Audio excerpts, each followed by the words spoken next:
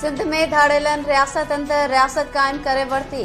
24 कलाकनि दौरान police एहलकार, FBR ऐं बैंक मुलाज़िमन समेत वधीक 11 ॼणा अगवा। सूबे मां अगवा थियलनि जो अंक वधी 35 थी वियो। FBR जे अरिड़हें ग्रेड जे ऑफिसर रहमतुल्ला ख़ान जे ओड़ताणे आवाज़ ते हेरख जी घोटकी मां अगवा थियण जी तस्दीक। धाड़ेलन पारां 10 करोड़ रुपया भुंग तलब। ज़िले मां अगवा थियलनि जो अंक वधी 5 थी वियो। गोसपुर दावत ते वयल ओबावड़ो वासी पुलिस एहलकार शोबान चाचड़, ॻोठ मीर मोहम्मद धोंदो वासी ज़ुल्फ़कार, ख़ादिम दाइम ऐं राज़ी धोंदो खे बि धाड़ेला अगवा करे विया। कंदकोट वेझो राति देर सां अगवा थियल बैंक मुलाज़िमन अल्ताफ़ गोलो, गुलाम अहमद, फरमान अली, मोहम्मद आलम ऐं शाहनवाज़ नसीराणी खे बि पुलिस बाज़ियाब कराइण में नाकाम। कश्मीर कंदकोट ज़िले मां मजमूई तौर 11 ॼणा अगवा थियल।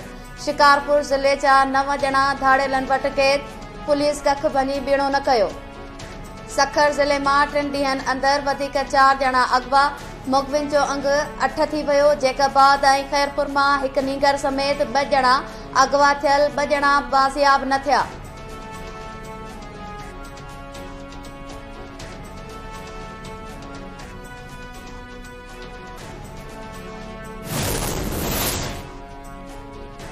वफ़ाक़ी हुकूमत पारां कचे मां ॾोहारियुनि जे ख़ात्मे लाइ सूबनि सां गॾु ऑपरेशन करण जो फ़ैसिलो। ॾोहारियुनि ख़िलाफ़ ऑपरेशन लाइ ड्रोन समेत जदीद टेक्नोलॉजी बि इस्तेमाल कई वेंदी। घरू वज़ीर मोहसिन नक़वी जी सदारत हेठि नेक्टा जो अहम इजलास। IG सिंध समेत चइनी सूबनि जे IGs ऐं ॿियनि शिरकत कई। वफ़ाक़ी घरू वज़ीर मोहसिन नक़वी चयो आहे त पुलिस समेत समूरा सिक्योरिटी इदारा चीनी शहरनि जी हिफ़ाज़त लाइ तय थियल SOPs ते 100% अमल यकीनी बणाइनि।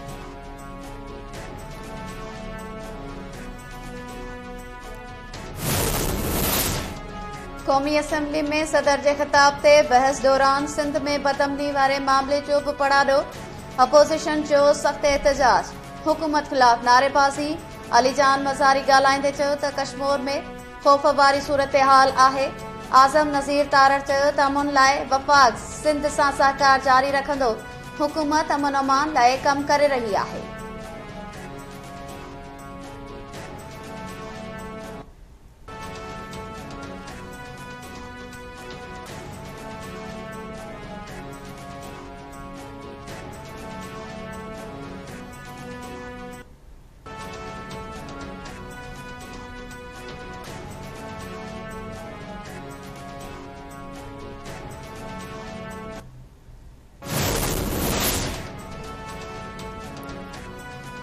कराची में आवाज़ सिंध कॉन्फ्रेंस, प्रिया कुमारी समेत अगवा थियल समूरनि मुग़ी बाज़ियाब कराइण।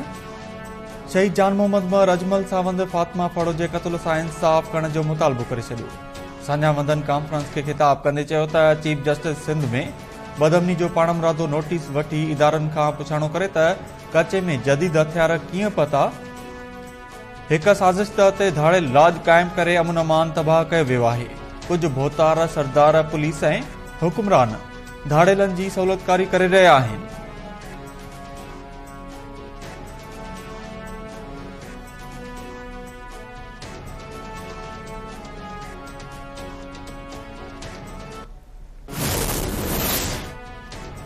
फैज़ाबाद धरणे कमीशन में शहबाज शरीफ जो ॾिनल बयान साम्हूं अची वियो।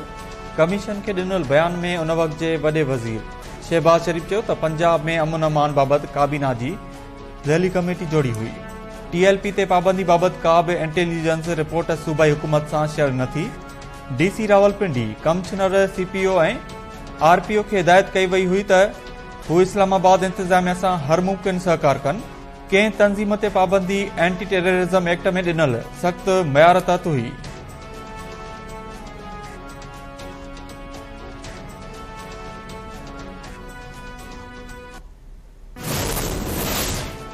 पार्लियामेंट में सदर जे ख़िताब दौरान गैर पार्लियामानी ॿोली इस्तेमाल कंदड़ अपोज़िशन जे 2 मेंबर्स जी मेंबरशिप मुअत्तल।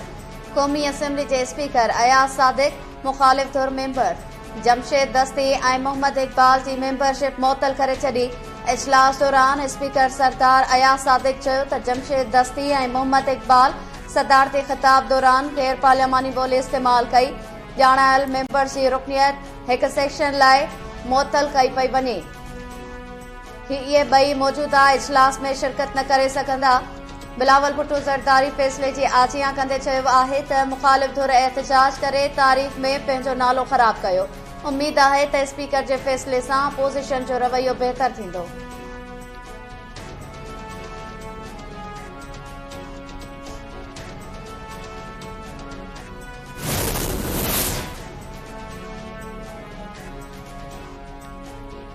इसराइल जो ईरान ते मिसाइल ऐं ड्रोन हमलो, ईरान पारां तरदीद, 3 ड्रोन्स तबाह करण जी दावा। अमरीकी मीडिया मूजिब इसराइल ईरान ते महदूद पैमाने ते मिसाइल ऐं ड्रोन हमला कया आहिनि। ईरान इसराइली हमलनि जी तरदीद कंदे चयो आहे त इस्पान जे फ़िज़ाई हदुनि में 3 ड्रोन्स खे तबाह कयो वियो। परॾेही मीडिया मूजिब इसराइल इस्पान हवाई अॾे वेझो मिसाइल ऐं ड्रोन हमला कया आहिनि। अमरीकी मीडिया मूजिब इसराइल हमले में ईरान जे अहम थाक खे तबाह कयो वियो आहे।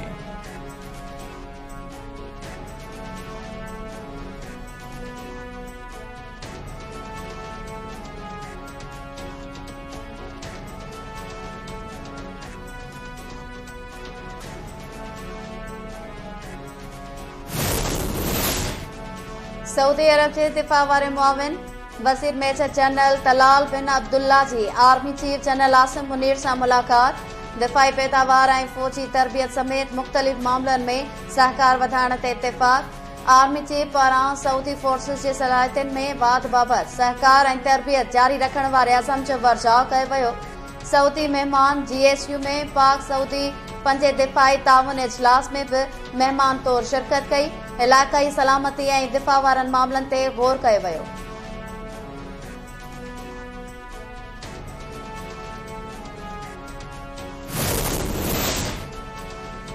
बलोचिस्तान जे 14 वज़ीरनि ते ॿधल काबीना हलफ़ खणी वरितो, गवर्नर हलफ़ खणायो। PP ऐं नून लीग जा 6 वज़ीर काबीना में शामिल। हलफ़ खणंदड़नि में सादिक उमरानी, अली मदद जतक, ज़हूर बुलैदी, नूर मोहम्मद दमड़, सरदार फैसल जमाली, सरफराज डोमकी शामिल।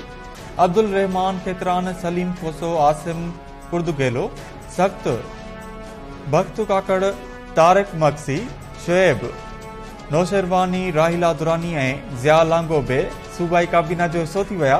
काबीना जी हलफ़ बरदारी गवर्नर हाउस में थी।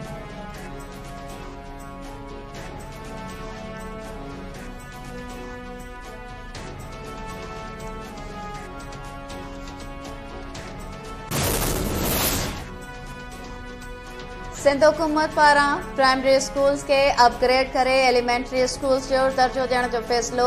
तालीम वारे वज़ीर सरदार शाह जी सदारत हेठि इजलास। सेब जी कारकर्दगीअ जो जाइज़ो वरितो वियो। सरदार शाह चयो त समूरनि प्राइमरी स्कूल्स के मरहलेवार अपग्रेड कयो वेंदो। स्कूल अपग्रेड थियण सां 8 खां 10 लख ॿारनि लाइ मॉडल ताईं तालीम आसान थी वेंदी। ईंदड़ तालीमी साल साइंस जी अहमियत तौरु मल्हायो वेंदो। शागिर्दनि तोड़े शागिर्दियाणियुनि में साइंस ऐं टेक्नोलॉजी जी अहमियत खे उजागर कयो वेंदो।